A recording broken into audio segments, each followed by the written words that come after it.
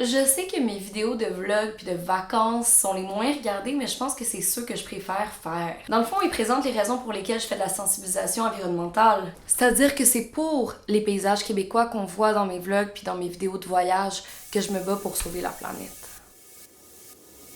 Il y a 2 ans, j'ai fait une vidéo sur les 17 jours que j'avais passé sur la merveilleuse Côte-Nord, et l'année passée, j'ai fait aussi une vidéo sur la semaine incroyable que j'avais passée avec des amis aux îles de la Madeleine. Dans les deux cas, je parlais de ma façon de pratiquer l'écotourisme, donc de voyager en fonction du développement durable. Ça veut dire que nos activités sont planifiées en fonction des ressources naturelles des lieux, en fonction des enjeux sociaux, environnementaux des lieux, en fonction de l'économie locale. Puisque j'en ai déjà pas mal parlé 2 fois, je vais pas comme vous faire la liste encore, le chronologique de toutes les fois où j'ai pratiqué l'écotourisme pendant que j'étais dans Charlevoix et dans le Bas-Saint-Laurent. Je trouve ça un peu épuisant, autant pour vous que pour moi. Donc à la place, avant de commencer à raconter mon voyage, je vais juste vous faire un petit rappel rapide de ce qu'est l'écotourisme. Parce que pour vrai, c'est vraiment important. Là, il y a encore des Québécois qui vont voyager dans les différentes régions du Québec et qui feront pas nécessairement attention dans les prochaines semaines. Donc c'est bien d'être un petit peu sensibilisé à ça. Pour faire de l'écotourisme, même si le thème est un peu galvaudé, il faudrait tout le temps,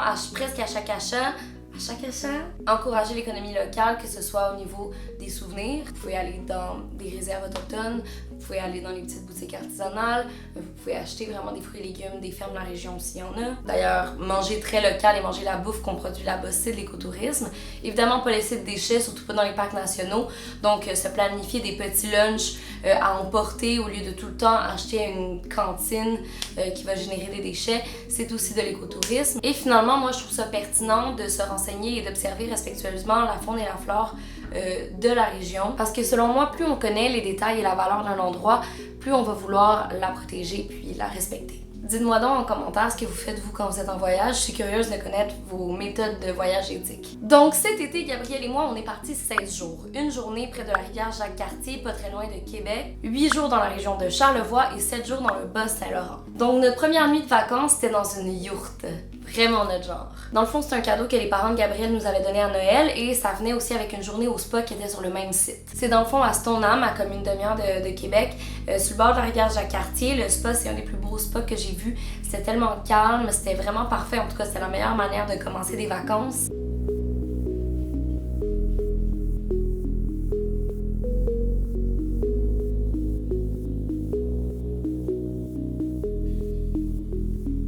Ça s'appelle le spa nordique, je pense, et pour vrai, c'était tellement ressourçant.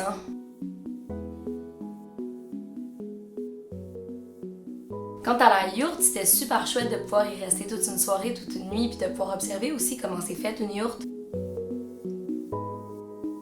Quand on y pense, c'est vraiment ingénieux comme design. Moi, j'habiterais dans une yourte. Tu sais, dans le fond, la yourte, ça vient de Mongolie, mais ça se rapproche quand même beaucoup du tipi que les peuples autochtones utilisaient à l'époque. Dans le fond, c'est juste une grande toile où on laisse un trou en haut pour laisser passer la lumière, pas besoin de fenêtre. En fait, pour les adeptes de minimalisme, je vous recommande fortement, on n'a pas besoin de plus que ça. On en a assez pour cuisiner, pour dormir, pour regarder les étoiles.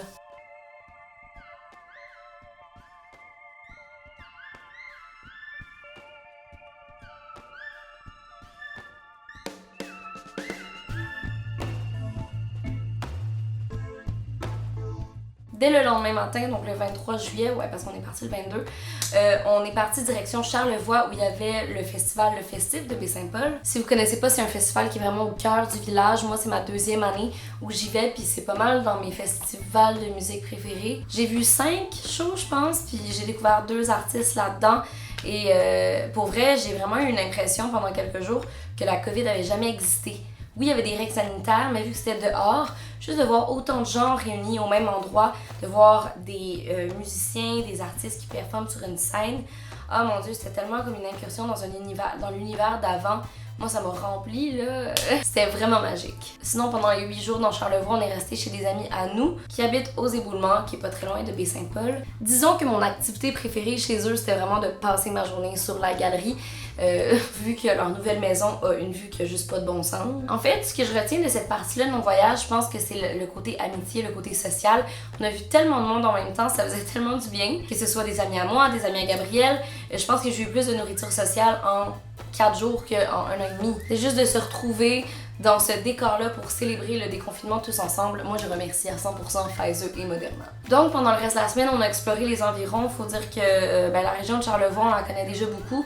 On y va normalement plusieurs fois par année, rendre visite aux amis à Gabriel. Donc, juste simplement admirer les beautés de la campagne. Visiter des petites fermes, c'est un peu devenu notre quotidien pendant ces quelques jours. Puis, tu sais, j'ai vraiment eu le temps de m'imprégner de l'endroit, puis je comprends pourquoi habiter en campagne, puis y élever ses enfants peut quasiment être un geste politique. Parce qu'il faut à quel point on n'a pas le choix d'être sensibilisé à la nature quand, au quotidien, c'est ce genre de décor-là qui nous entoure. Quand on a accès justement à un fermier de famille à 5 minutes de chez nous, quand l'église du village est encore très active, je trouve que ça crée des sentiments de communauté qui sont non négligeables.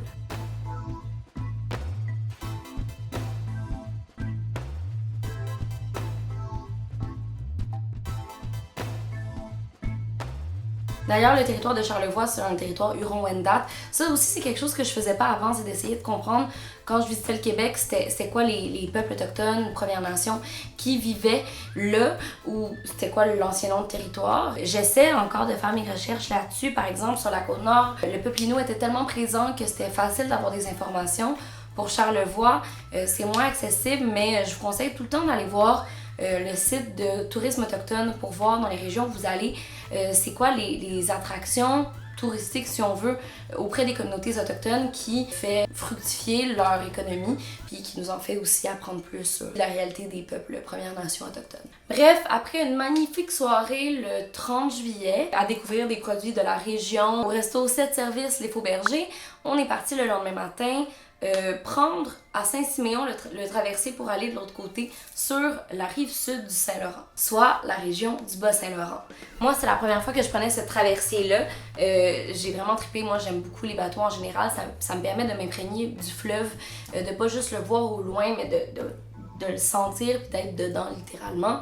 Le fleuve Saint-Laurent, c'est quand même un des plus gros symboles de notre province. En tout cas, c'est tellement unique au monde. Dans le fond, on traversait de l'autre côté, dans le Bas-Saint-Laurent, pour aller rejoindre la famille de Gabriel qui avait loué une maison à Saint-Fabien, qui est un village dans le parc national du Bic. Encore une fois, on avait la chance d'être logés dans un endroit avec une belle vue et beaucoup de confort. Pour ma part, c'était pas mal la première fois dans la région. On est resté quelques jours à Notre-Dame-du-Portage l'année passée en s'en allant vers les îles. Puis j'étais allée une fois à Rimouski adolescente pour signer des autographes avec l'émission Tactique.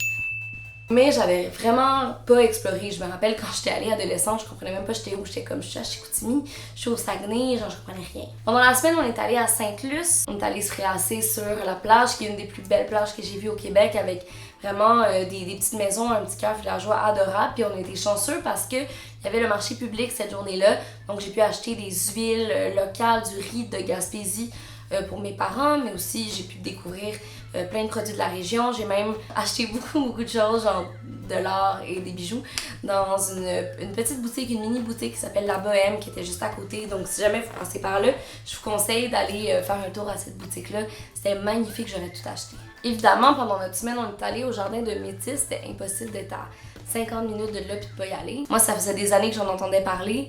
J'entendais que c'était comme un jardin d'Éden au cœur d'une forêt d'épinettes. Puis c'est vraiment ça, dans le fond, c'est Elsie Redford qui, il y a 100 ans, a créé les jardins les plus nordiques presque en Amérique du Nord. Donc en plus des magnifiques agencements floraux forestiers, il y a une partie contemporaine où on peut observer des œuvres d'art grandeur nature ou en plein cœur justement de la forêt qui mettent souvent de l'avant la nature. C'était chouette parce qu'on a rejoint nos amis Jeanne et Michael là-bas, donc c'était très drôle.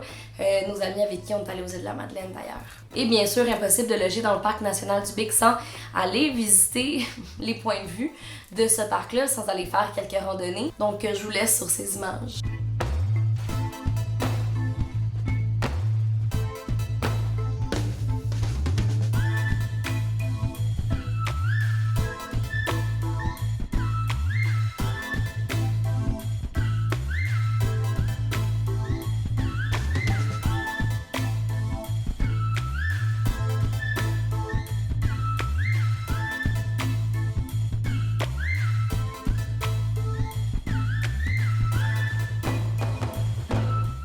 Dans un des parcours qu'on a fait, on a pu constater les nations autochtones, en tout cas les sépultures des nations autochtones qui vivaient il y a 10 000 ans. D'ailleurs, le Bas-Saint-Laurent, c'est un territoire malécite.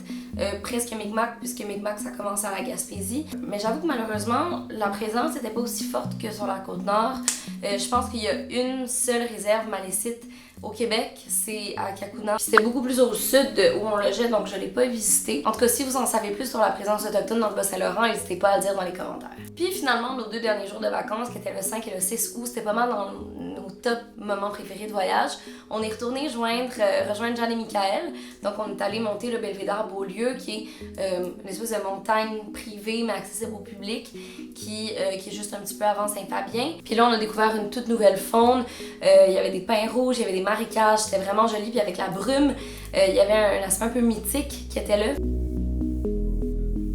Ensuite, on est retourné à Rimouski prendre un Zodiac qui allait nous amener à l'île Saint-Barnabé, où on a décidé de camper une nuit. L'île Saint-Barnabé, c'est une petite île en face de Rimouski où il y a déjà eu des gens qui ont habité, genre un ermite a déjà habité là, une grosse famille a déjà habité là, mais depuis quelques années, c'est vraiment laissé aux randonneurs et aux campeurs et il n'y a pas beaucoup de sites de camping et nous, je sais pas pourquoi on a été chanceux et on n'avait pas vraiment autour de nous, on a pogné les 2 meilleurs spots de camping côte à côte, puis on était tout seuls, on avait la plage à nous, on avait juste le fleuve, puis les goélands, puis les phoques.